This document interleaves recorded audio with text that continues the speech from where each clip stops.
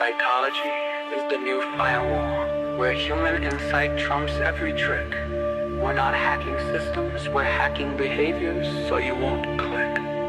No complicated code, just tried and true brain science at play. Social engineering for good, the best defense is in your mind today.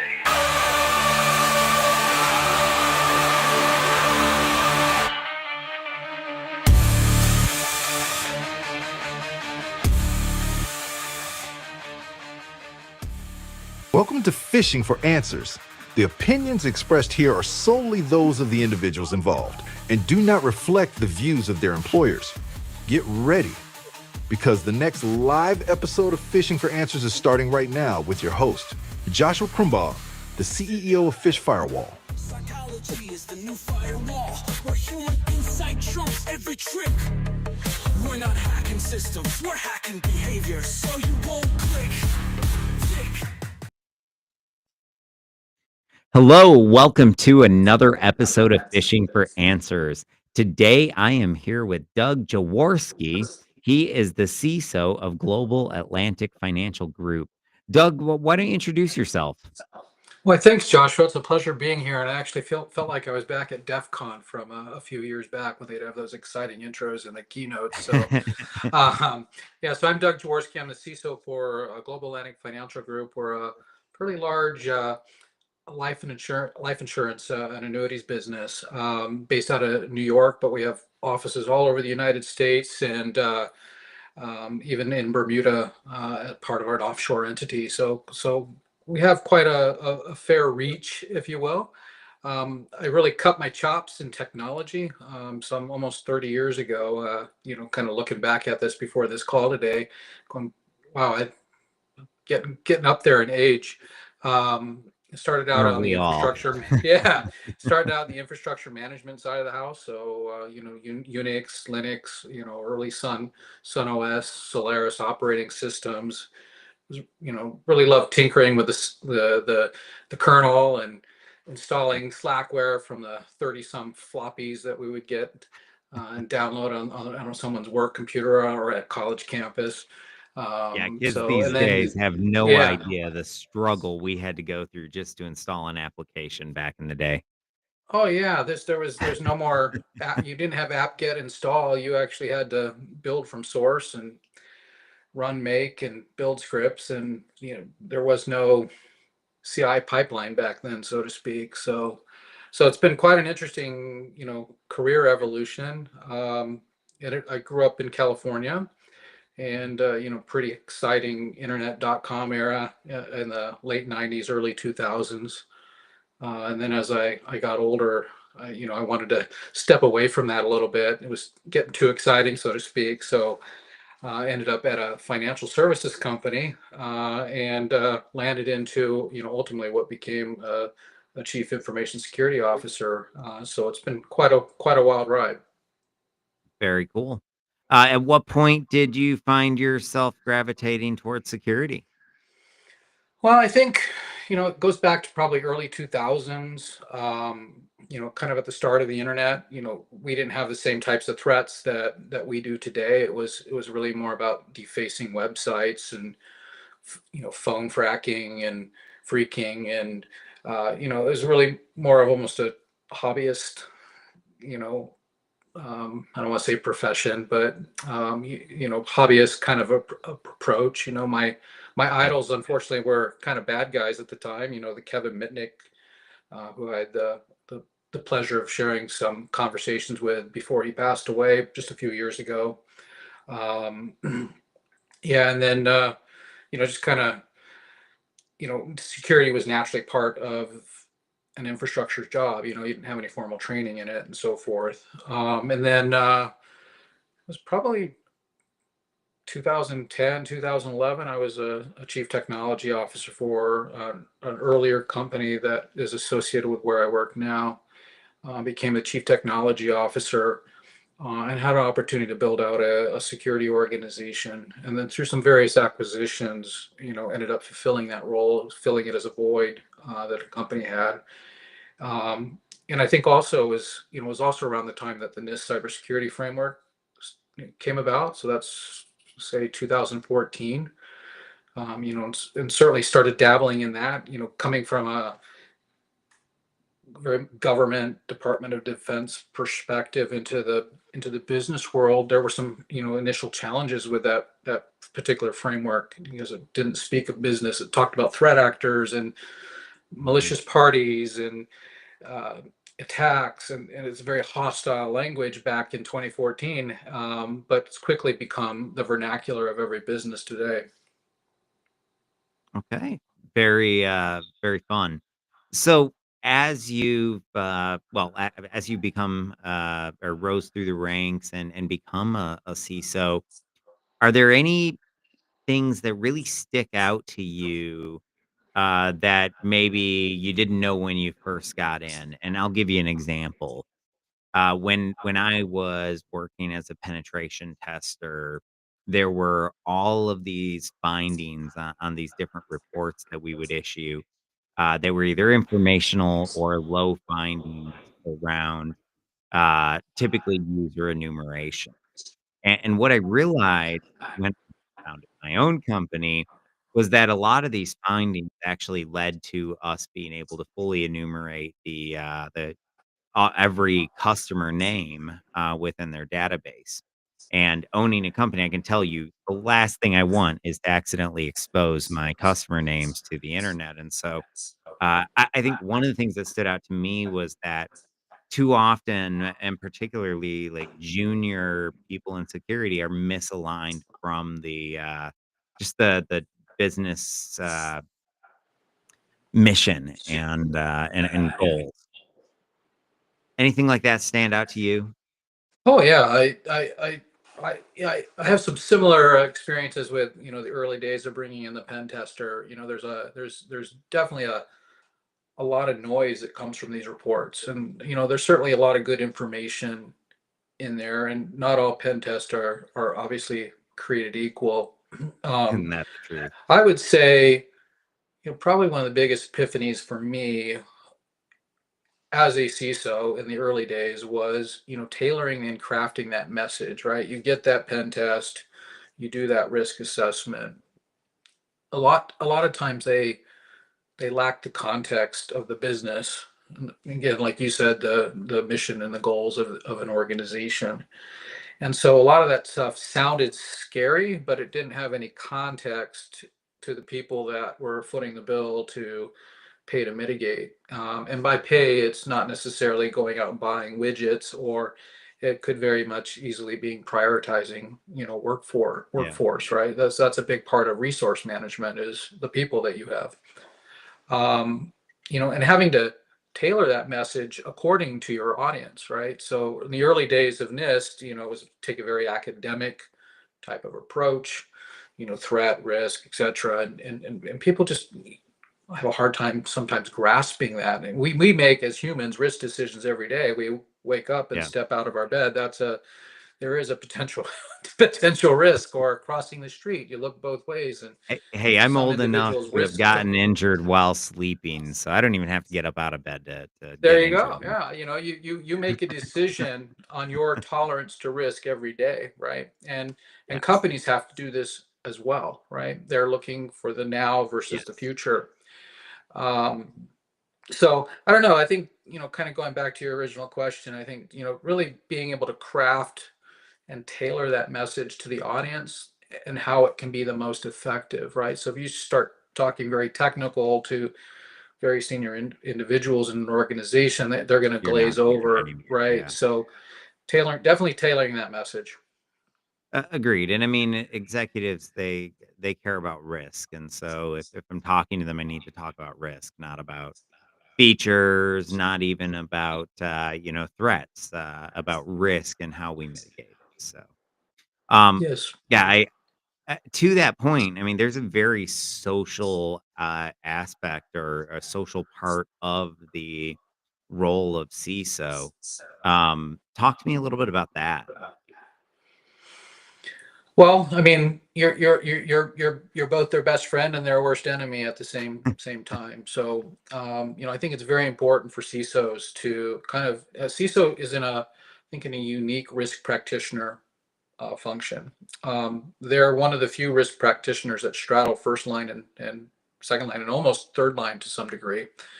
There's an element of independence that you need to be able to have, and with that independence comes obviously some exposure to your own personal brand and credibility.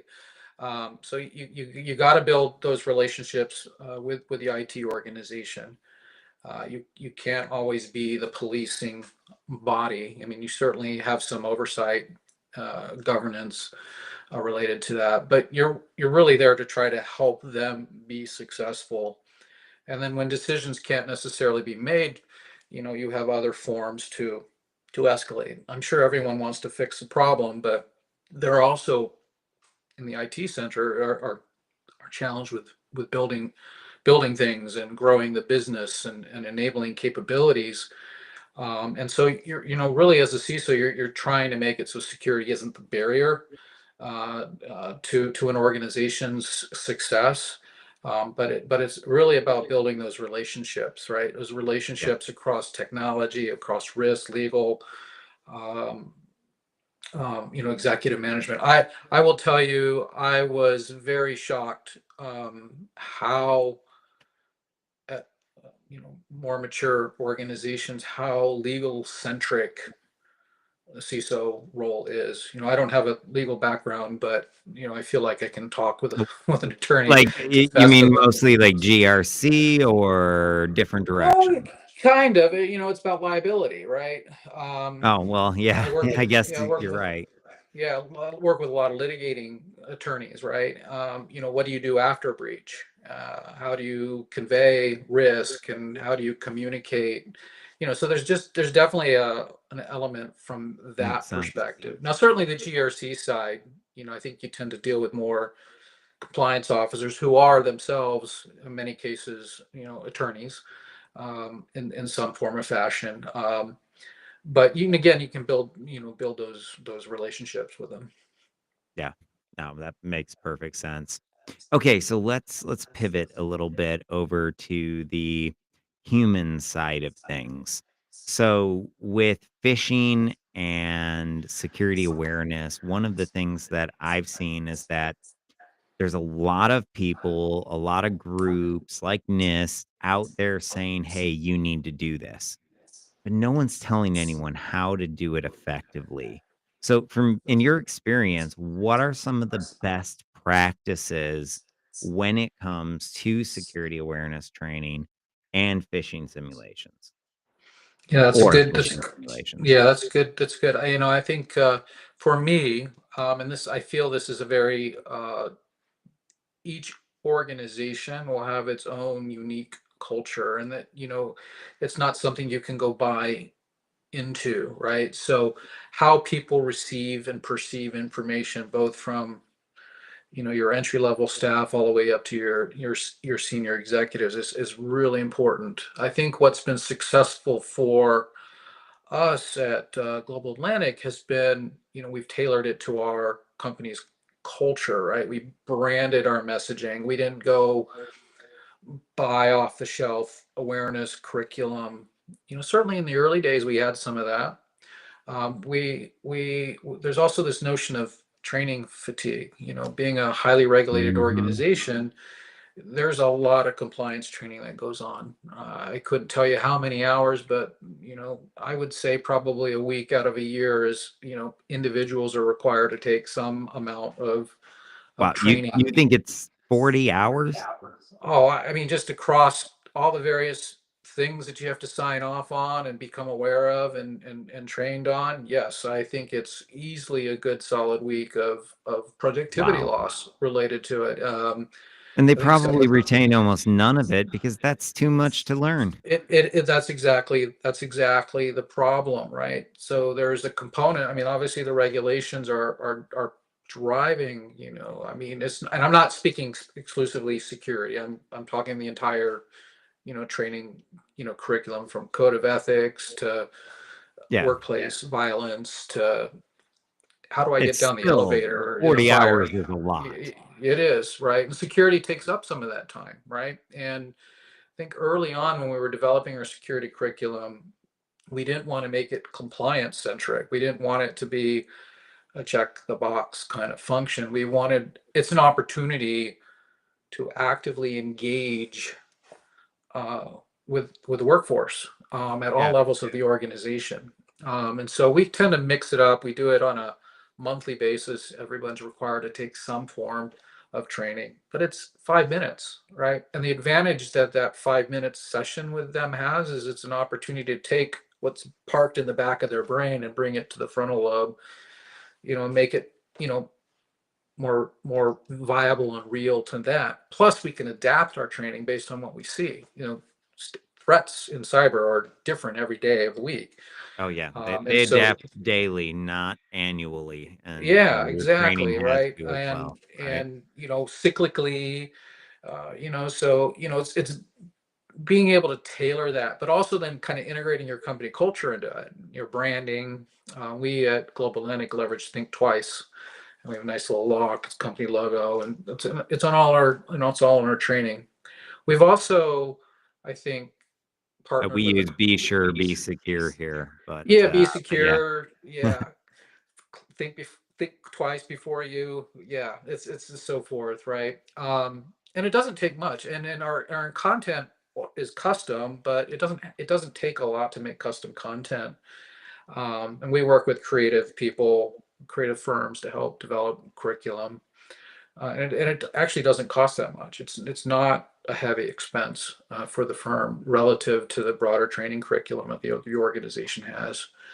Um, yeah, and I think one of the most interesting comments that I was just at the board meeting a couple weeks ago, and we do review things like phishing statistics and clicks and so forth, and it's not so much about how they click on it, because you and I know that we can write a phishing campaign and get everyone to click on it. And it's only getting easier with Gen AI and Chat GPT and tools of that nature. And those things that make our job easier also make people that want to exploit us job easier. But I think people are now even questioning legitimate email communications that's poorly written.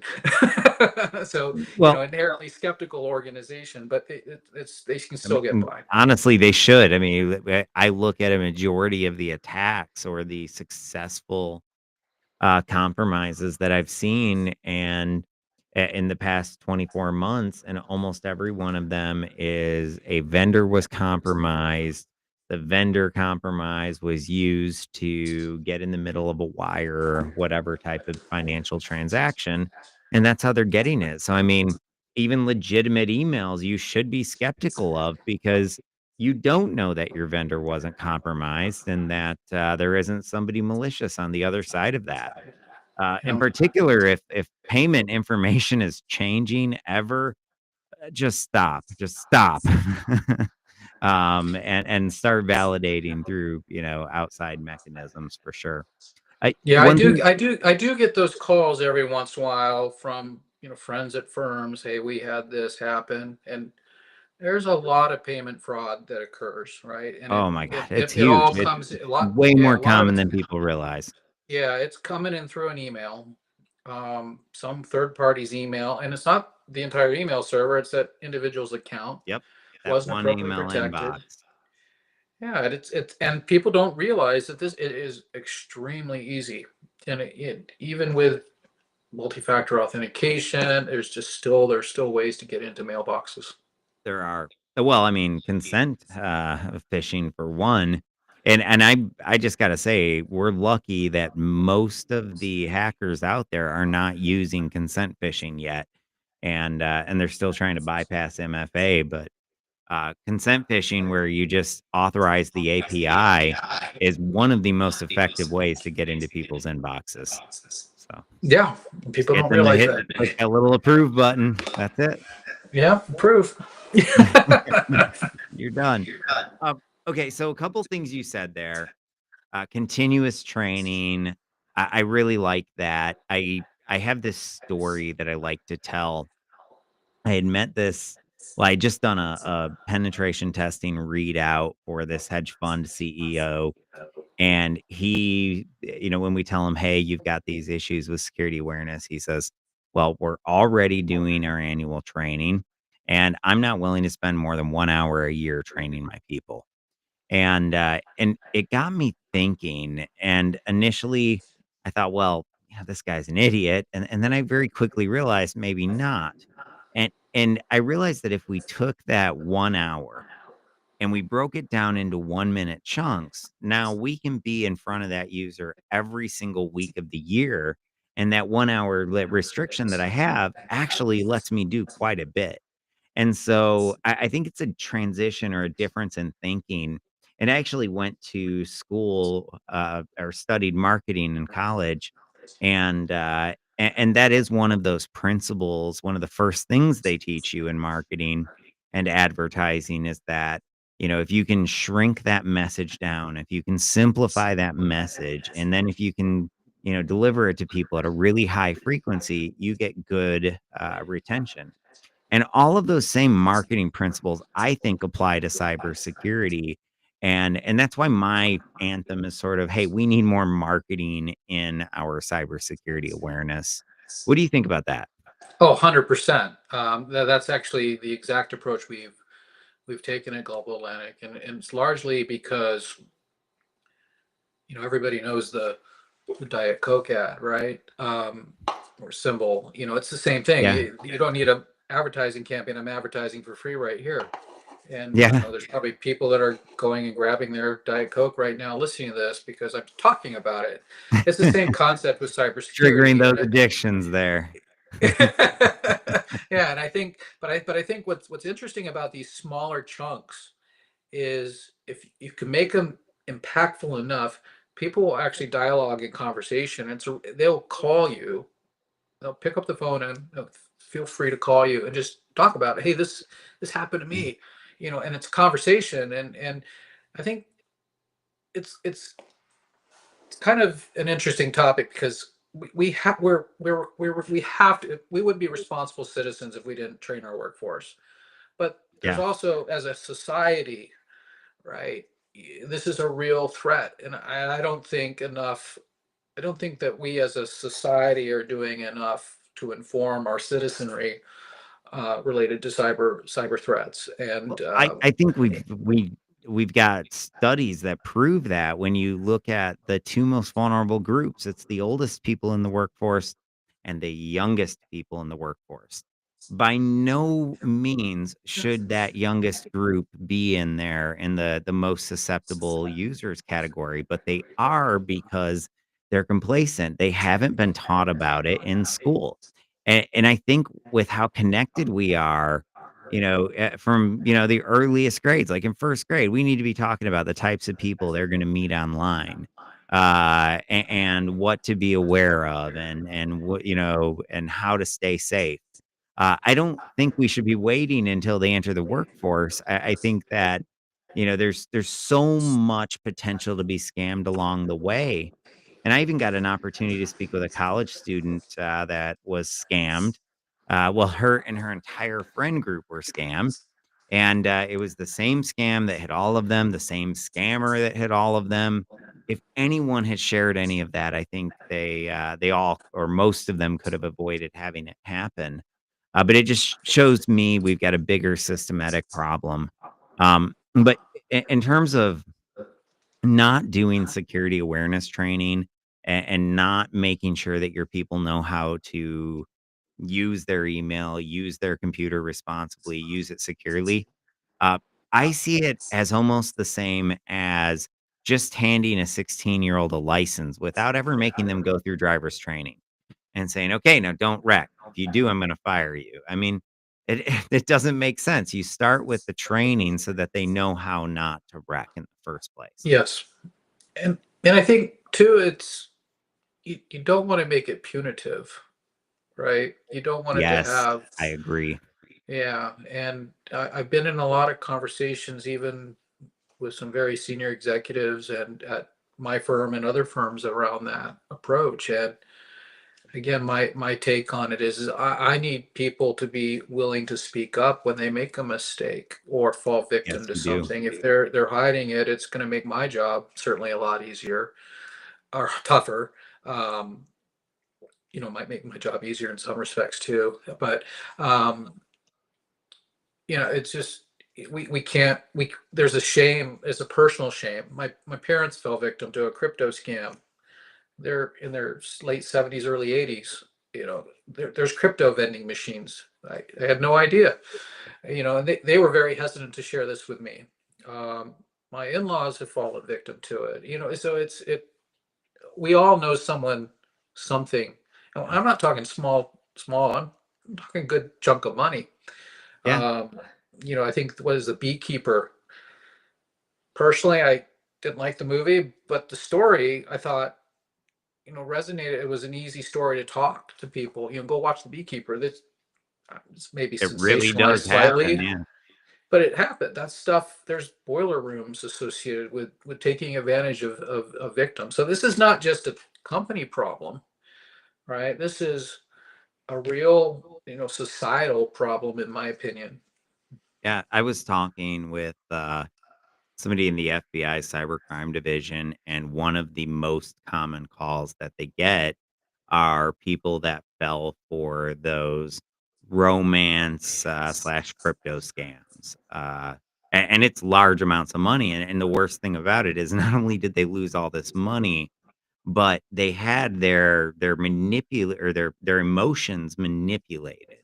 And I think manipulating somebody, particularly around love, is a very messed up tactic. But the bad guys, they don't care if it's right or wrong, and a lot of these people are being forced to be there in the first place, and so they're going to do what they have to do in order to survive. So Yeah, um, I don't know. It's an interesting problem we have for sure. Uh, yeah, so let's switch over to phishing. What about phishing simulations? Because I guess I like to ask this question because I've seen phishing simulations where they work really well to prepare a workforce against phishing attacks. And then I've seen it where it maybe wasn't implemented so great. And instead of working really great, it actually almost backfired and caused a lot of employee anger and backlash and stuff like that. So, do you have any tips or recommendations around how to do phishing simulations in a way that maybe not a bad experience for your users? well, it's very easy to turn these into bad experiences. The topic It you is. choose can be very sensitive. Not going to get into specific details here, but there have been occurrences where certain phishing exams, exercises hit home hard, right? Or uh, they're very legitimate phishing campaigns. And it is something that a threat actor would definitely take advantage of. So I think definitely running it up the chain a little bit, not have some trusted confidants that you can, some of the more sensitive campaigns, but and I think also don't put these on autopilot. You know, take some time to tailor them. Again, tailor them to your risk assessment, tailor them to your threats, tailor them to what you're seeing in the organization. If you see users doing something, use that. Use that as an opportunity. Um, but yes, you can get in a lot of hot water, depending on how you do it and what you do it, right? So I'm I'm not a big fan of these gift card things uh, anymore, but I'm also not a big fan of companies giving out gift cards uh, as part of their incentives. Hey, you do well here. I'm going to give you some gift cards, and I mean, companies still do that. yeah. So you just have to Well, you just have to understand your audience. yeah, you do. One of the things I will say that I've found as a really good tactic is to tell people that we're gonna fish them. I like to make it a game of cat and mouse where, "Hey, let me tell you about this phishing attack that pretends to be from your benefits department. Now be on the lookout because the next time you see it, it could be us or it could be the real bad guys." Um, I think things like that can really take it or help de-weaponize a potentially negative situation. So I definitely think we can use more gamification. But to that point, I also agree with what you're saying about don't get too sensitive. I don't think the goal is necessarily to trick your employees. The Correct. goal is to give your employees a safe learning experience, and where they can learn about how these different phishing tactics work, and where they can learn about the different manipulation tactics that'll be used, like authority and urgency and whatnot. So I think that phishing simulations are very important, but I do think it's really good to tell your employees that you're doing it, and don't try and make it so complicated that everyone's going to fall for it. Because I mean, yes, like you said, we can all craft an email that'll get all of our coworkers, because if you know enough intel about the company, you can get everyone to click. I don't think that's the goal, though. I think it's as much about people catching it and not clicking and clicking report as it ever is about tricking them into clicking. Yeah, I think it's more. I think it's less about training and more about awareness. And I think it's awareness on both sides. It's awareness on the employee, but it's also awareness on the cyber practitioners in the organization. Where are our weaknesses, and how do I tailor now my training and awareness to fill those voids? Right. I may see, you know, tax season time, right? Mm. And we It is also that spend a time of lot of. year right now. Yeah, it's that time of year, and we also spend a lot of time on the personal side, because that personal hygiene comes to work. You know, It does. those snail mail letters that you get from McAfee that aren't from McAfee, that tell you your prescription, you've been renewed your subscription for some $300 antivirus package. You know, they come to work. You know, and they make that phone call to that boiler room on a work computer, right? So, and then things are starting to happen. So, you know, it's both sides. It's professional workforce, but again, it goes back to your home. But I like to use it really more as not as a punitive tool in that sense. I use it as a where do I need to shore up my defenses? Because they're battled with email, they're battled with this onslaught every day, right? It's battlefield. It literally is. And you know, there are defenses that we can put up on the security side to help lessen that pain, you know, lessen the scars, post-traumatic stress syndrome that comes from too many phishing emails, right? So, you know, anything that we can do to make their lives easier, it also helps. You know, and I think when we do phishing exercises too, we also lower our defenses naturally. So things get through that probably would have been, you know, blocked by other defense mechanisms. So I think we just kind of have to balance that. Well, I mean, ideally, your phishing simulations are sailing right through your blacklists, and hopefully your actual filters would block Right. 99.9% of those phishing simulations you're running. Um, but yeah, yeah. So I guess follow up to that. Um, AI is really changing things. You've mentioned how it's making phishing emails more complex, more sophisticated.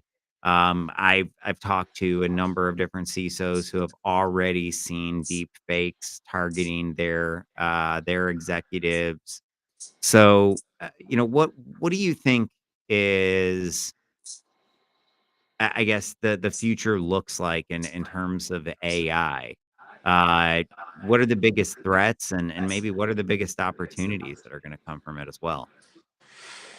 Well, not specifically from a cyber perspective, but you know, certainly AI is making everyone's job a bit easier in some respects, but on the other side, it's also making it a little bit more difficult. You know, threat actors have access to the same tools we do. They may not necessarily have the same. They may not necessarily have to be as sophisticated. I'm not saying they're leveraging it to write malware or anything like that, but you could be sitting in a foreign country and English not your native language, and more effectively capture the essence of a communication, Oh yeah. um, that we can, that goes against everything that we train people to spot, misspellings and things that don't, you know. But I also don't think that, I mean, I think it making it harder for people, but I also don't think you really need AI to still be effective in the phishing world. It's, people are innately susceptible. So, I don't know. And I think that the security technologies building it in. I think security's been one of those few in the technology space that's leveraged some form of AI, machine learning type language and security tools for many years, anomaly detection, etc. And there's been a lot of products out there that have helped in that space. So we've kind of been early adopters as a profession. Other areas of the business are now starting to learn about it through some of the modern advancements. I think the challenge that we're having as well is these languages, these learning models that are coming out. They're just evolving day after day. I'm not saying they're sentient, but they certainly feel that way to some degree, right? So We're I don't getting know. I think it's close. challenging us. We're certainly getting close. Yeah. Um, yeah, it's just fascinating what happens and how quickly things are happening. I will say one of the conflicting viewpoints that I see happening in cybersecurity is this. I see everyone calling for us to use more AI to battle the AI threat. I also, at the exact same time, see every company saying, well, you're not using our data to train the model. And while that sounds great in theory, if you're trying to have an adaptive AI that can learn and adapt on the fly, a little bit of that data still has to be used. And so there's almost going to have to be a little bit of a compromise at some point between no data and some data to truly make these systems effective. What's amazing where that story's gone, though. Think of how loose people have been with their data for Oh many, yeah, many that's years. true. We've certainly And now all that's of a a sudden good they don't want to problem. give That the is. AI the model. Yeah. That's very good point, because it has been very loose with data for quite some time. I think my favorite was still the uh, Amazon open bucket that had all those top secret classified documents in it, just wide open, exposed to the web. Who cares? So Yeah, and again, you don't I think the exposure isn't so much leveraging using AI to attack firms. I think it's all that information that they've just stolen from you. They're going to be loading it into their AI models, right? And they're going to be using it to find better ways to exploit you. Um, yeah, so, there's treasure troves of information that some of these threat actors get their hands on, but they just don't know what it means, right? yes, So now they have ways of running through it and more they don't effectively. have to know what it means because the AI probably does. Correct. Yeah, Yeah. Well, absolutely. and the linguistic capabilities. I look at, back in the day, if you wanted to hack somebody on the other side of the world, there were a lot of language barriers. And now, if I'm trying to hack somebody in China, I go to Baidu's AI. If I'm trying to hack somebody in Russia, I go to Yandex's AI. If I'm trying to hack somebody in the Middle East, I go use Falcon. Sure, if you're trying to hack somebody here, you use OpenAI. But I guess I do find it fascinating how we've shrunk the world down to a point where, like, eh, these AIs know local colloquialisms globally. Yeah. Globally, it's insane. So Yep. And it and doesn't they take speak much like to train 200 them. languages. Exactly. Yeah. So What a world we live in. what a world. All right. Well, hey, we are just about at time today. Do you have any final bits of advice before we wrap up the show today? I don't know. I think with regards to kind of wrapping up what we talked about, I think, again, from as security professionals that I would largely think this audience is, embrace the innate curiosity of your workforce. Um, Leverage, and do what the threat actors do. Exploit that, right? Exploit that for your cause. And certainly our cause is to help secure an organization and their mission. Protecting our customers, protecting our shareholders. Whatever you have as a mantra to support. Don't make security a scary thing. It is scary. People have enough to worry about in the business world, and compounding security on top of it. So I think gone are the days of FUD, fear and uncertainty and doubt. I think the seeds have been planted for many of us in security professionals. When I became a CISO many years ago, uh, all the CISOs before us had made my job a lot easier. So stepping into this role, they planted those seeds, and I'm now able to take and water them, so to speak, right? And Yeah. nurture, but I can do it in a language that the business understands. So you got to be able to speak to the language of your audience, right? Your people are your best assets. Your people are your first line of defense. Invest in the human firewall. So that's kind of how I would close today. All right. I like it. I think that's great advice. Thank you so much for joining us today. And for those of you joining remotely, we will see you again tomorrow. Thank you.